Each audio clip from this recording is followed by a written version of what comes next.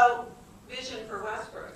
What's really interesting is that since I ran for office and since I took office, I've been researching a lot of what's available to me because, as I said, I don't want to start from scratch. When you're the mayor for 2 years. That's an awful quick period of time. I want to acknowledge good work and continue along the same path where good work has been done. So I searched through to see what's available for a mission or unifying voice for the city of Westbrook. And so we're going to talk about that in a minute. But first, a little bit about myself. I hate talking about myself, I really do. Some people know I have Westbrook roots. I wasn't born here. My father was in the Coast Guard, so we like to say I come from a family of 7, and we were born up and down the East Coast. I was born in North Carolina, but primarily have been here most of my life. Graduated from Westbrook schools. I'm a registered nurse, and it's always complicated to say, where do you work? Well, I'm the CEO for B&A Home Health and Hospice, but I'm also vice president at Mercy Health System of Maine. Technically, I'm employed by Mercy Health System.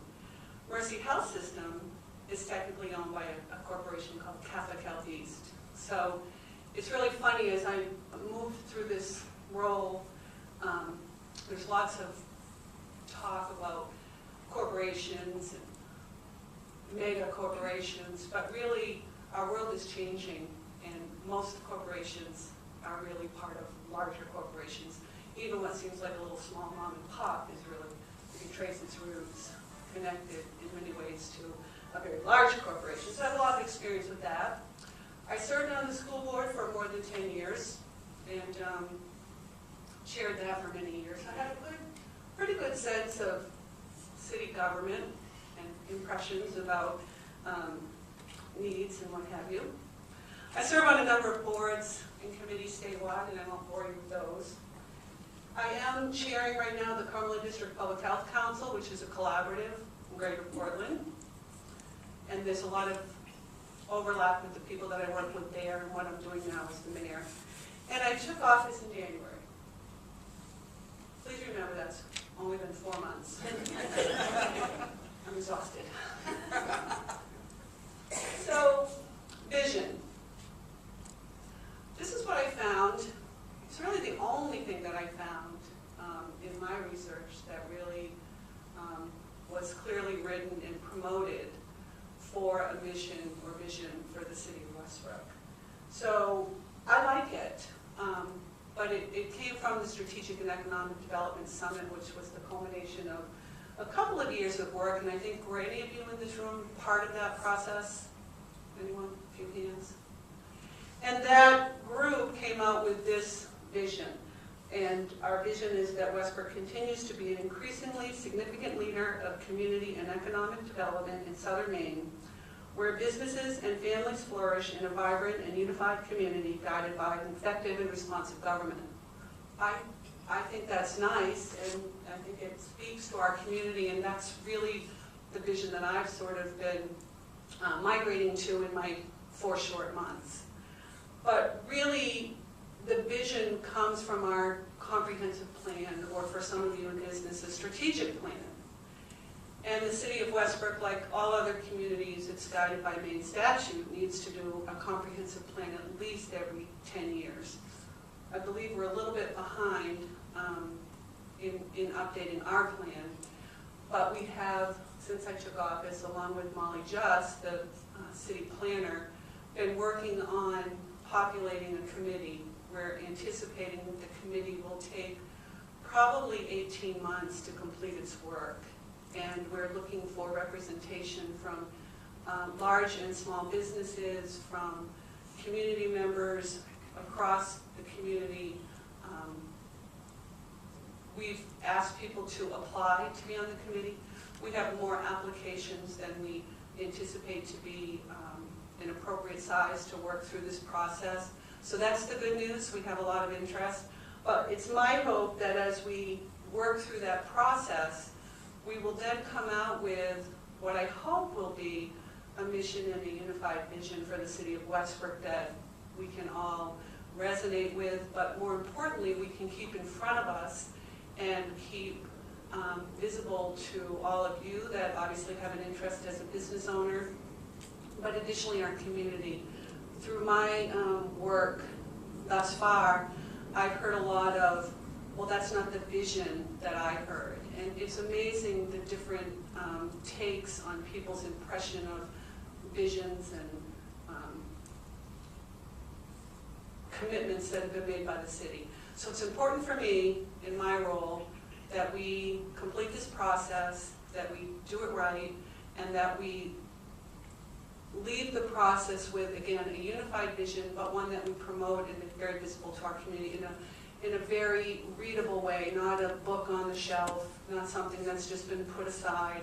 And we also won't be just doing it every 10 years, that we develop a process coming out of the comprehensive planning process where we revisit it frequently because we need to be nimble. Life is changing, the world is changing, and we need to be responsive to that. So that's our hope, and that's our plan, and it's not too late. I know we have Dick Daigle. Where's Dick? Thank you. Dick volunteered to be on our strategic planning, comprehensive planning committee. And is there anyone else here that's been approached or has volunteered? Rainey Daniels, of course, and John Gallagher has committed from Westbrook Housing. So again, if you're interested, this would be the time, because Molly and I are going to be making decisions in the next couple of weeks about that committee. And we'd love to have your support and your participation. A few changes since I took office. Not much has happened. It's pretty slow. We got a lot of attention right after taking office for making some changes, and that was difficult. But I want to say, for those of you that don't know, that the city charter requires appointments to be made by the mayor on the first Monday of January.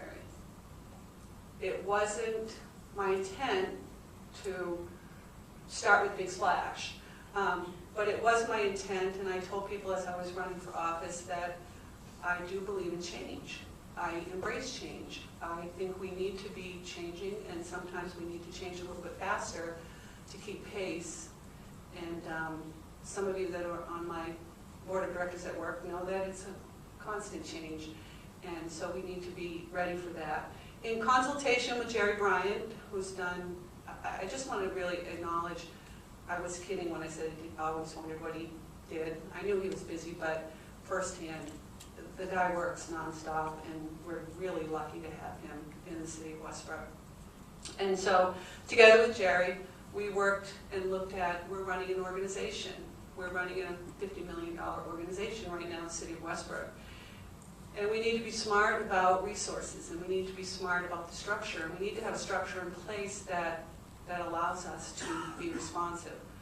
I can tell you there are still going to be changes ahead, because I'm not so sure we're completely organized the way we need to be in order to do what we need to do, and we'll be working on that through this year. But right off the bat, we've been talking about sharing financial planning with the school for a few years now.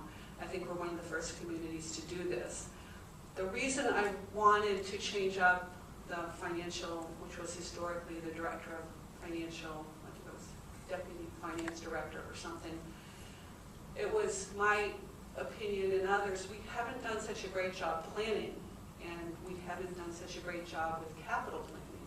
And we have lots of infrastructure across our great city.